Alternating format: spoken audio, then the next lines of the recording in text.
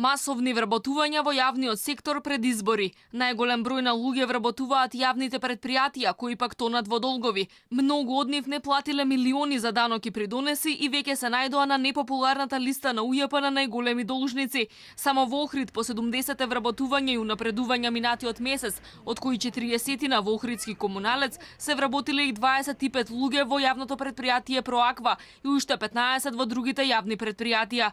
Предизборно 300 луѓе се ангажираат и во јавното предпријатие Комунална хигиена Скопје. 100 луѓе, 115 имавме оглас на определено време, тие беа метачи.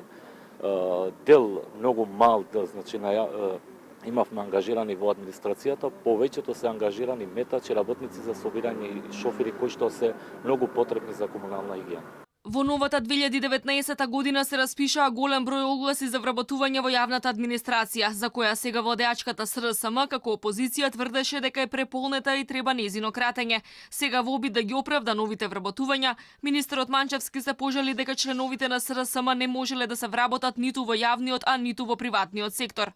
10 години сите членови на СДСМ. Секој може да спори колку сака, ама го тврдам. Ние бевме најдискриминираната категорија на граѓани во државата.